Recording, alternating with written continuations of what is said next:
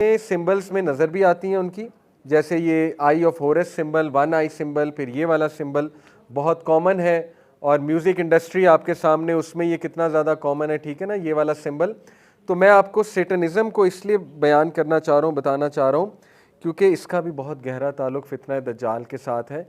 और सेटनिज़म के थ्रू जो एजेंडा है मेन, वो है लोगों को गॉड से दूर करना।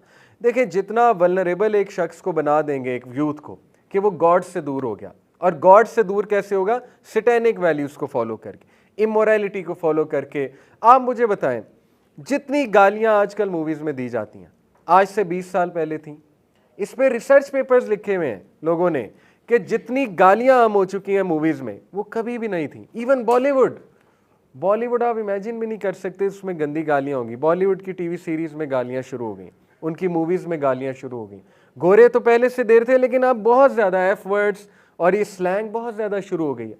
फिर ये जो टीन मूवीज़ हैं, जो हमारे नौजवान देख कर बड़े होते हैं, अमेरिकन पाई टाइप टीन मूवीज़ हैं, आप देखिए वो पूरी सैटेनिक इंडस्ट्री है, सैटेनिक पूरा लाइफस्टाइल उसमें दिखाया हुआ है, ठीक है ना।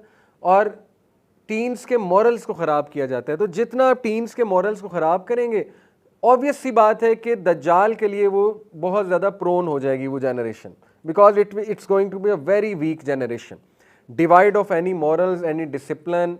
और आप देखें कि सेटनिज्म का एक ये भी एजेंडा है कि मैन को फेमिनिन बनाना है, मस्कुलिनिटी को हिट करना है और फेमिनिन वीक मैन क्रिएट करने।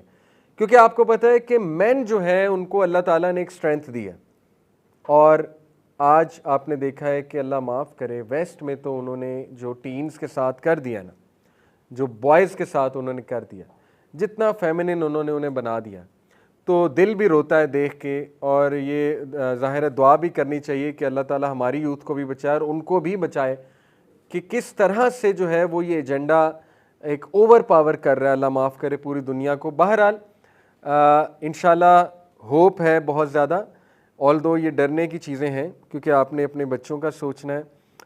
The kind of things they are watching, even YouTube safe नहीं है। डार्क वेब कितना कॉमन है यूथ में, मैं आपको बता नहीं सकता।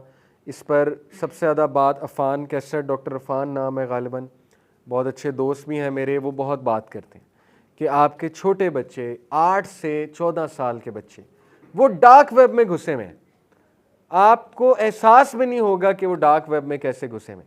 ग्रुप्स बने हुए व्हाट्सएप पे उन्हें डार्क वेब में घुसाने वाले, और सुसाइडल टेंडेंसीज बढ़ रही हैं हमारी यूथ में, क्योंकि वो चीज़ें इतनी डिप्रेसिंग हैं, वो जो चीज़ें वो देख रहे हैं, वो जो क्लिप्स वो देख रहे हैं, वो जो टास्क उन्हें मिल रहे हैं। तो इसलिए it's a very dangerous world out there. और एक और बात भी मैं आपकी तवज्जो इस तरफ दिलाना चाहता हूँ कि ऐसे सैटेनिक ग्रुप्स हैं, अल्लाह माफ़ करे, FIA ने हमें कॉन्फिडेंस में लिया था, FIA ने हमारी मीटिंग अरेंज की, हम तमाम रिलीजियस ऑर्गेनाइजेशंस की, और ये बड़ी कॉन्फिडेंशियल बात है, बट मुझे इजाज़त है बताने की, इसलिए मैं बता रहा हूँ। उन्होंने कहा स्प्रेड करें इसको, अवेयरनेस को। FIA ने हमें कॉन्फिडेंस में लिया और हमें प्रूफ के साथ प्रेजेंटेशन दी कि आपकी नौजवान नस्ल सैटेनिक ग्रुप्स में इन्वॉल्व है, मुसलमान पाकिस्तानी, और वो सैटेनिक ग्रुप्स उनको कुरान की बेहुरमती करने को कहते हैं, और इतनी वो गंदी चीज़ें वो मैं आपको बता नहीं सकता कि वो क्या करने को कहते हैं उन्हें। और डेयर्स दी जाती हैं, और व्हाट्सएप पे वो तस्वीर शेयर करते हैं यूथ कि हमने कुरान के साथ ये किया, हमने कुरान के साथ ये किया, और वो इतनी फजूल और गंदी डेयर्स होती हैं कि मैं यहाँ मेंशन नहीं कर सकता। And we were absolutely shocked. अच्छा, हमने कहा कि ये इतना कॉमन नहीं होगा। हमने कहा अच्छा ये बताएं कि कितने नौजवान आपने जो है इस केस में पकड़े हैं।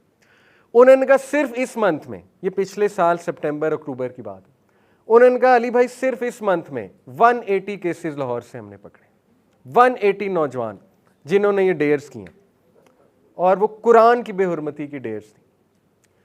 Please take care of your families, अपनी फैमिलीज़ को स्ट्रॉन्ग करें। यूथ, ये 180 जो लोग थे, हमने पूछा ये इनका बैकग्राउंड क्या है, इनकी क्रिमिनल हिस्ट्री क्या है, ये क्यों गए इस तरफ। तो सबसे बड़ी वजह निकली कि वो as a family they were weak. Parents की लड़ाइयाँ, वेरी सैड। इसी तरह बच्चों को टाइम ना देना, ठीक है, इसी तरह बच्चे को बहुत ज़्यादा दबाना, और जो है ना उसको मतलब सांस भी ना लेने देना, और उसको मदरसे में डाल दिया और मदरसे में उसको मार पड़ती है वगैरह वगैरह, तो वो रेबेलियन में इस तरफ चला गया। इस तरह की स्टोरीज थी।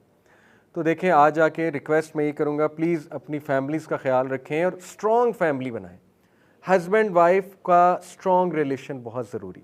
अपने डिफरेंसेस को अल्लाह के लिए छोड़ दें और अपने बच्चों पे रहम करें। ऐसे बच्चे वल्नरेबल हो जाते हैं जिनके माँ बाप की लड़ाइयाँ हों, ठीक है ना, जो घरों